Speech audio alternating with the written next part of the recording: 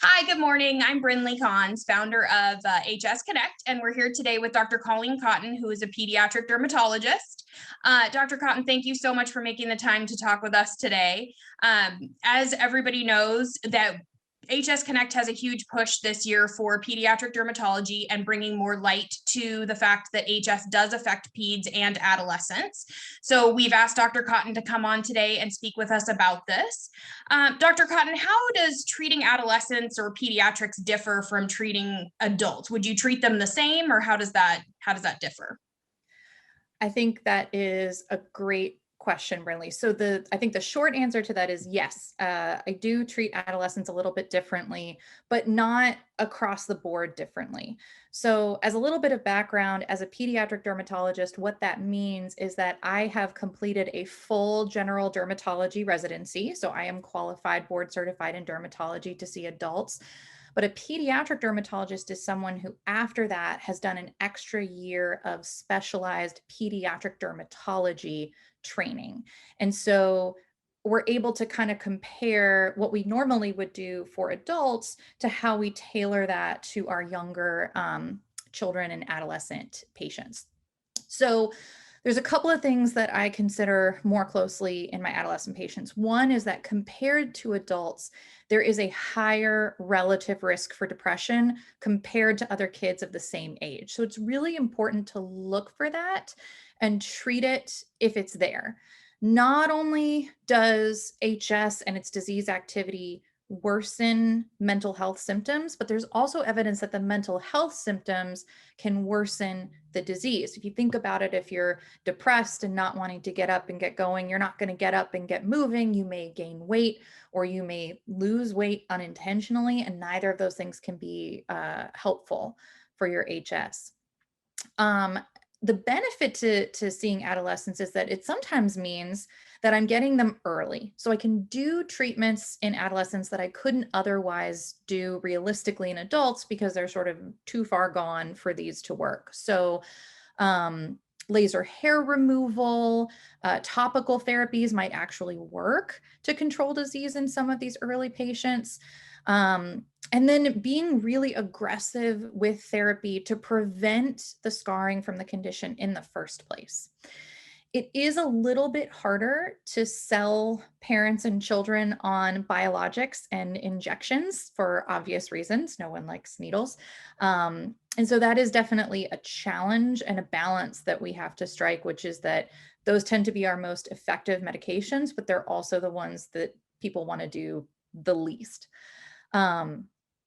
For girls, it's also important to consider where they are with their menses, where they are with their menstrual cycle, because some hormonal therapies can be helpful, like spironolactone or oral contraceptive pills, but they're not really recommended until a girl has had the chance to sort of establish what her normal menstrual routine is going to be, which usually takes about a year to tell whether things are going to settle out as, normal, regular periods that come when you expect them to, last for a few days, versus irregular periods or very heavy periods, which might be suggestive of some of the other things that can go along with HS, including polycystic ovarian syndrome. So you don't want to start those treatments too early, even if they can be effective, because you might be masking something else in those patients.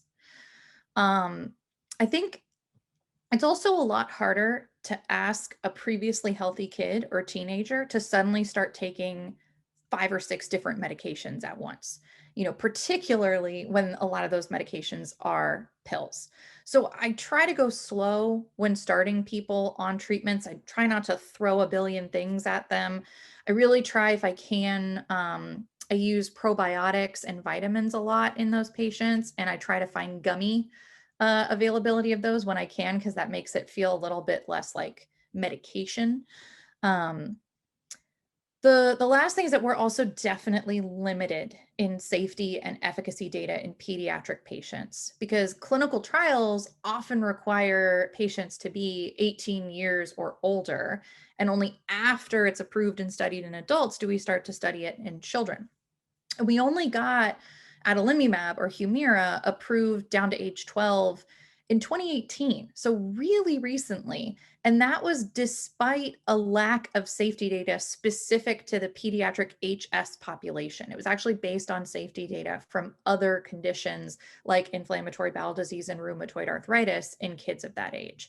So that's really something that I and others in the field are advocating to change, because adolescent patients can have just as severe disease as adults, and we need data on how safe and how effective these medications can be in these patients, because we end up using them anyway. So I think it's important for us to know. Yeah, all of that. And you covered so much in that, which is amazing, because some of those are questions that we have as far as injections in kids. I'm fighting my 13-year-old on that right now myself. I know from my own personal experience how helpful they can be in a lot of cases. So you're exactly right in that she is definitely afraid of needles, and there's already so much pain involved with an HS lesion that, to the thought of injecting a lesion is very, very traumatic.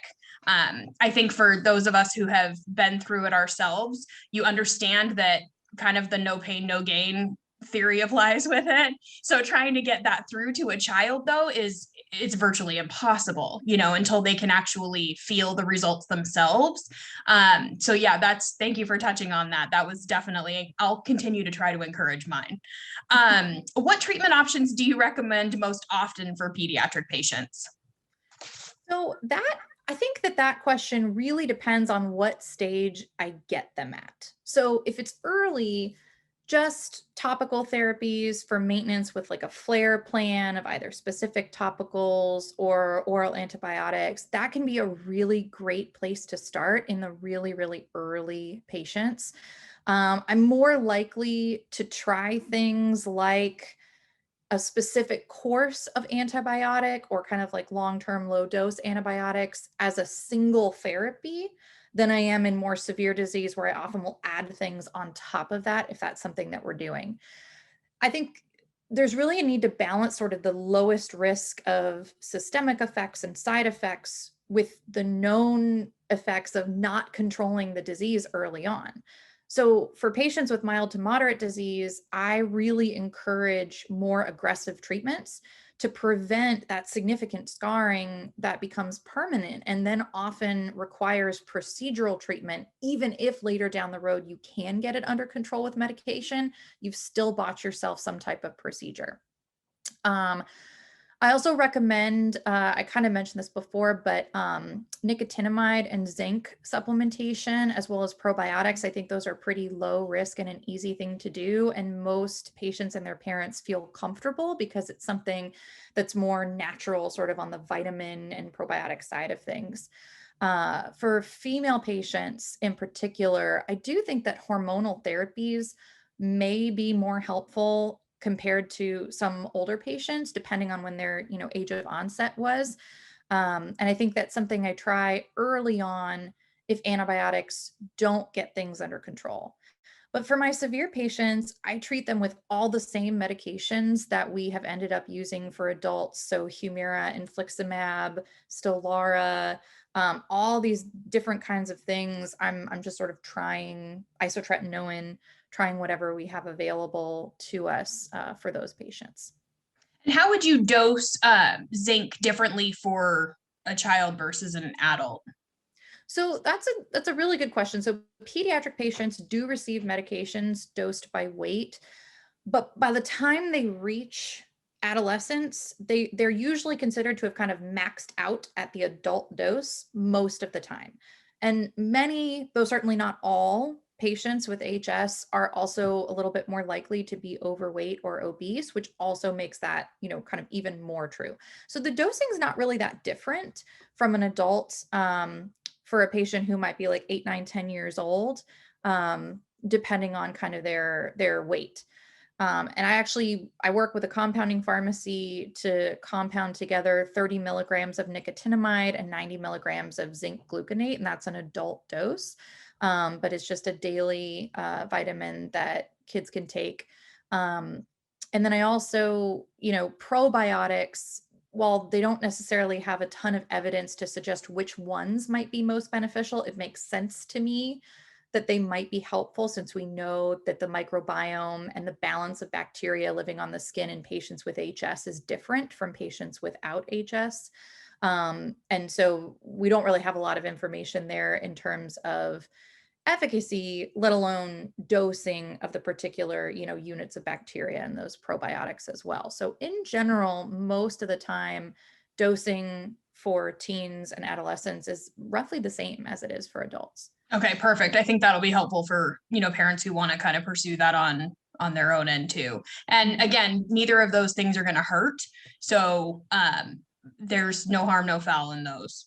Yeah. The only thing I would say is that long-term zinc supplementation, you can eventually become copper deficient as a result of that. So if it is something that you're going to be taking high doses of zinc for more than 3 to 6 months, you probably also want to supplement with a little bit of copper as well.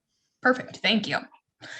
Do you ever recommend surgical intervention for pediatrics or adolescents?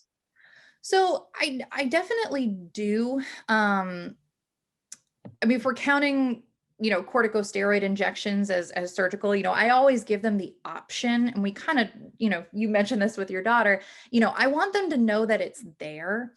They can be really scared of needles, but if they're in a lot of pain and know that this might help, I've been really surprised at how brave they can be in finally deciding to ask for that treatment. And they may say no the first, second, third, fourth time that I offer it to them. And then that fifth time, they might say, okay. And definitely in kids, I try to use topical numbing preparations, like LMX or EMLA. We apply that for a while, 30 minutes to an hour before doing the injection. That can really, make patients feel a little bit more comfortable about the idea of a needle. I'll also dilute the steroid medicine with lidocaine. And I tell them that it burns a little bit as it goes in, but then that provides them with some immediate relief from the pain that's going on at that point. And then you have sort of the more gradual relief that the actual medicine gives you from there. I do think it helps some kids and doesn't help some kids. So I don't ever really force it on them, but I always want to remind them that it's an option. And then from there, it kind of depends on the type of surgery and the patient's stage of disease, whether I recommend something. So if they have pretty well controlled inflammation and inflammatory disease, but they still have some sinuses that are open or just won't stop draining, then I do recommend sort of minor surgical procedures like sinus tract removal, unroofing, marsupialization, whatever you want to call it, but basically just very superficial removal of the top of that tract and cleaning out what's inside of it so that it can heal kind of from the bottom up. And often if your dermatologist is comfortable with HS, they can actually do that for you without needing to go see a separate surgeon. I personally rarely recommend excisional surgeries, especially if the inflammatory portion of the disease is not under good control. There is data from small case series that suggests that about half of patients can achieve long-term remission with these procedures. And so it's certainly something that I discuss with people. If they really want to do it, I'm absolutely going to refer them and not stop them. But I have seen some really awful complications in teenagers that required wound vacs and hyperbaric oxygen treatments and months-long hospital stays because their excisions just completely fell open and left these big gaping wounds. So I think if you're going to do that, it's important to find a surgeon that has a track record of success with these types of surgeries, because they often have to go much further than it looks like is involved to really get everything, and really discuss whether the scarring and potential complications afterward is worth the risk there. So I think that's something that a family needs to decide with both their dermatologist and their surgeon when it gets to that point. Yeah, definitely. And I always say, we're ending up with scarring anyway. So, kind of how if it's something you choose or not choose, you're still going to have scarring along the way. So I keep trying to remind mine of that too. Do you think that children should be put on some type of anti-inflammatory diet or any kind of specific diet if they're diagnosed with HS, or what's your feeling on that?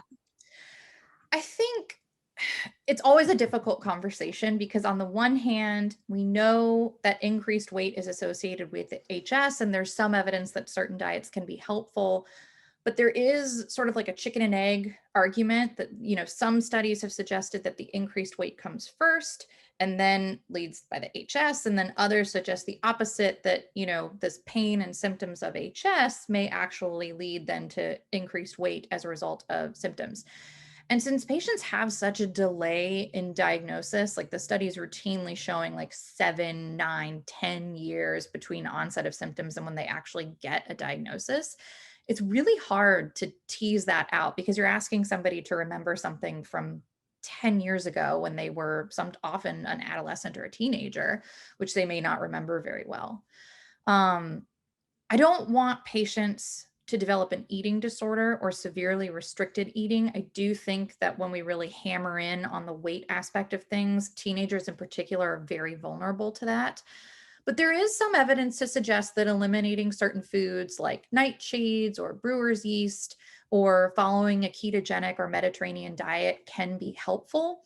And that's probably less related to the weight and more a relationship between insulin resistance or sort of processing of sugar, which could also be how metformin, another medication that I sometimes use, helps some patients as well. So I'll generally present the options for these kinds of diets. And I try to avoid using the word diet just because of the implications that come with that.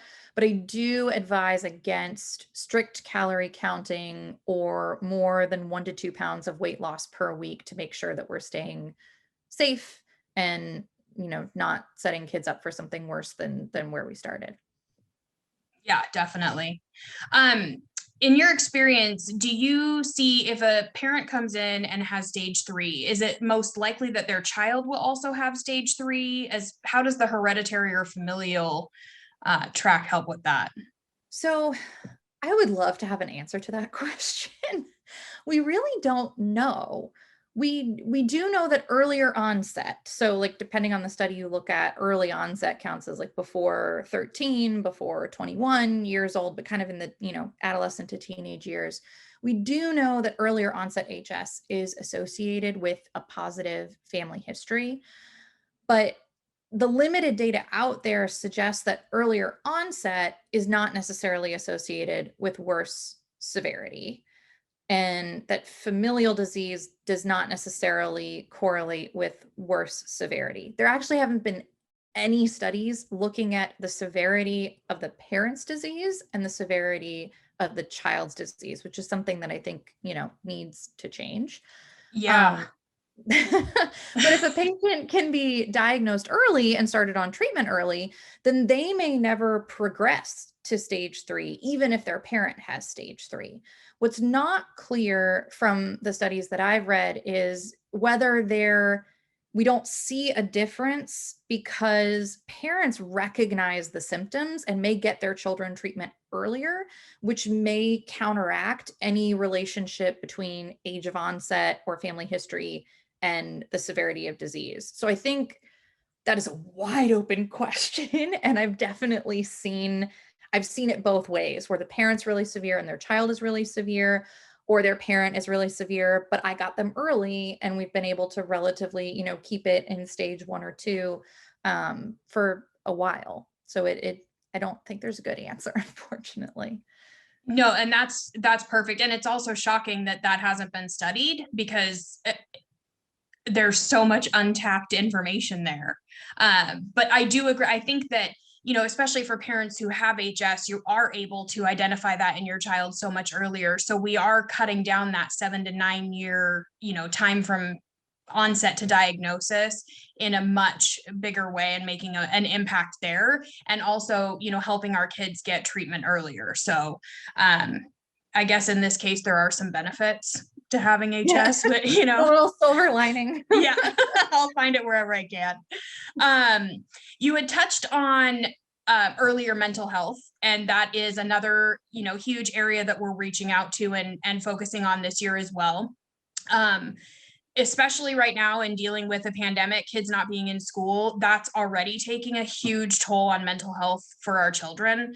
And then adding HS on top of that and the increased stress that comes with this pandemic and not having the socialization.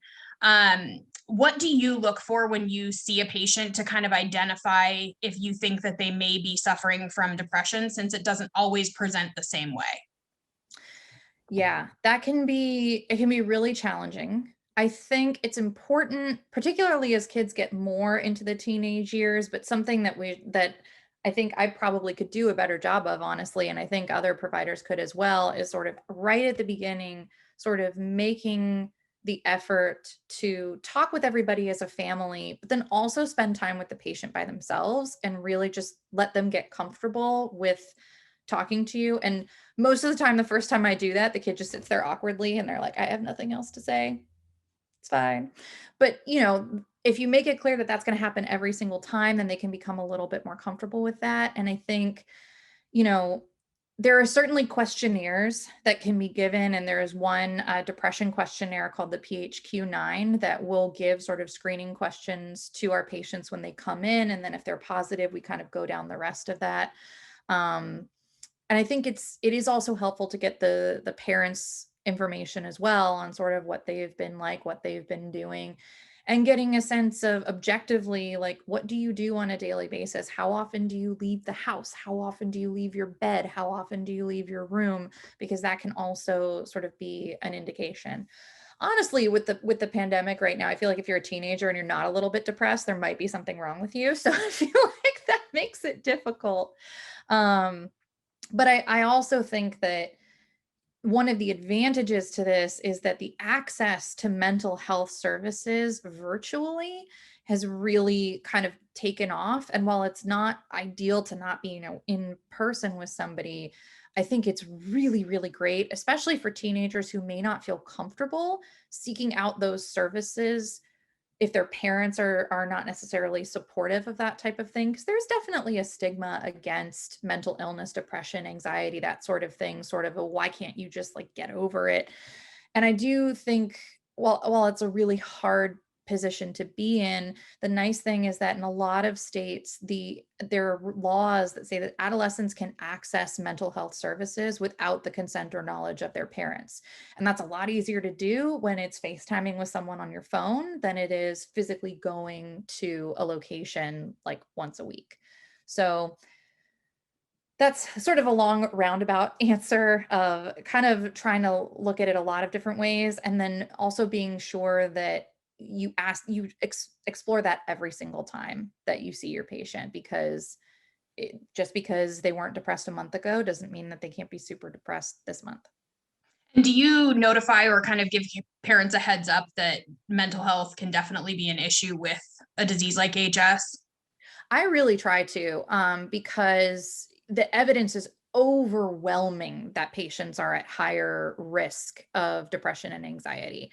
And so, especially for parents who haven't gone through it themselves and may not understand how painful and embarrassing this condition can be, that these comorbidities, these very real mental illnesses, occur at much higher rates in children with HS. And your child may need a therapist or may even need a psychiatrist with medication. And that's okay. They're at a really critical point in their life where they're developing their self-esteem and their self-image. They're starting to learn what it means to, go through puberty and have adult body parts and explore their sexuality. And this is a really tough thing to have while that's going on. So there's no shame in needing to work with a counselor to help patients cope with that condition. So I really do try to encourage parents to explore those services. I'll also, in patients who I have a concern about, I will ask for their permission to reach out and talk to their primary care provider or their pediatrician, to sort of get them on board, because often they know those mental health resources for where the patient lives better than I do. Perfect. Yeah, that was my next question is about the referring part of it if there is a concern. So thank you for covering that. What advice would you give parents who have kids with HS? Lots of different things. I think the number one thing is bring your child to treatment early. And this may be sort of, lost because most of the people here already have figured out at this point that their child has HS. But I think dermatologists not only diagnose patients significantly earlier in the disease course, we're also more likely to use medical and procedural treatment compared to other providers. So if you've seen someone who's like, oh, your kid has HS, it's not that bad, so we're not going to do anything yet. Take them to somebody else, because the earlier you can get on that, the better. If you're not satisfied with the treatment that your child is receiving, don't be afraid to ask for a second opinion. A good doctor is never going to be offended if you ask for a second opinion, because best case scenario, the other person agrees with you and your child's getting the best care. Worst case scenario, that doctor learns something new from that second opinion. So I think that never be afraid to ask about that. That being said, HS is a very difficult condition to treat. So you may need to work with a couple different doctors at the same time, or you may need to try a few before finding one that you like. So it's hard to treat, and just because treatment isn't working doesn't necessarily mean that you're not getting the best treatment. But if you ever have that concern, don't be afraid to advocate for your child. And don't be afraid to advocate at school. Like if gym or PE, if that's making things worse, or if they need an IEP, an education plan, because they're missing too much school, they're entitled to those things. You can ask for those, and your dermatologist or your other doctor who's managing your HS, they can help you by writing letters to the school and sort of making it clear what things that a patient might need for this. I think getting patients involved in support groups with children their own age can be very, very helpful from a social support level. And they may be comfortable telling kids their age things that they're not comfortable telling you as their parents. And again, that's okay. Be aware that HS can come with several other comorbidities. We've already talked about the depression and the anxiety, but also inflammatory bowel disease like Crohn's or ulcerative colitis, inflammatory arthritis, acne. All these things are more common in patients with HS. Because there's so little research on pediatric HS, there's not really any good evidence on how or when to screen for those problems. So if your child is reporting any symptoms that just don't seem right to you, talk to your doctor, because we'd have a much lower threshold for looking for these types of things in a kid with HS than we would in an otherwise in a kid without HS. And then lastly, I think as an overall sort of advice, it can seem really scary to use medications that are described as immunosuppressive, or like, oh, it's the big gun medications. But always try to remember that your doctor has your child's best interest at heart. And the earlier we gain control of the disease, the less likely that surgical procedures or prolonged disability or really severe scarring are in the future. And so it's really important to trust the physician that you're working with. And if you don't trust them, then I would recommend finding somebody that you do trust and not waiting until it's too late to try those medications. If someone thinks they're appropriate for your child. Yeah. And we actually just created a letter that we're going to put up on the website as well, that parents can just take and fill in their name and their child's information to tell their school about HS and kind of the implications of how it impacts their child. I know personally, PE was an issue for my daughter. So we talked to her dermatologist about that, and she ended up writing a note for the entire year that just blanketed that she only had to participate when she felt she was able to. And I personally thought she was going to use it a lot more, and she only ended up using it twice. So, I thought, oh, she's going to milk this, but she actually didn't. I was impressed. But they do want to participate in normal life, and they do want to participate in normal activities, and not doing that makes them different from other kids, which just draws more attention to them and the why. Exactly. So I think that it's important to understand that. And I think, especially for parents who don't have HS, we all know who have HS that sometimes it's the smaller abscesses or lesions that hurt more than any of the other ones.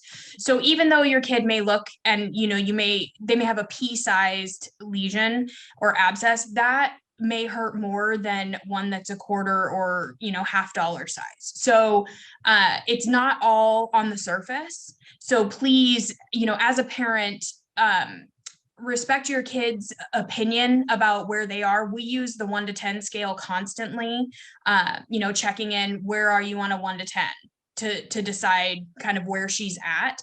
At first it was always way higher. And then I'm like, there's a difference between discomfort and pain. So, they also have to learn this as they're going through, and especially with being teens or younger, that can be very difficult for them, because everything is, an emergency or, excruciating pain when they really don't know what that's like yet. So, I think that's it's a learning curve for them and for the parent to trust their kid's opinion on things, especially when they can be a little dramatic sometimes. So thank you again so much. It's very hard. Yes. Any parting words for us? Let's see. I think, try to get as much support as you can. Don't be afraid to ask for support from your doctor, from the school, from parents of other children with HS. Groups like HS Connect are ideal because they allow people from a broad range of locations, backgrounds, ages to sort of all come together and support each other. And there's other HS support groups out there also. So you don't have to be in just one. You can be in multiple and sort of, take what you can from any of them. So just don't be afraid to advocate for your child would be sort of my parting advice. Perfect. Yes. Thank you so much again. I know that this is such an understudied and kind of underdeveloped area of dermatology and for HS, and kind of reaching out to the pediatric section. So we are also in the process of, we have a pediatric dermatology list on the website, and we're reaching out to each of those derms on there to see if they do treat HS, because we want to make sure we're directing, patients to people who do treat HS so that they can get appropriate help. So we're in the process of going through that. It's quite an extensive list, but we have made some headway on that and are noting them with an asterisk if we've heard back that they do treat HS.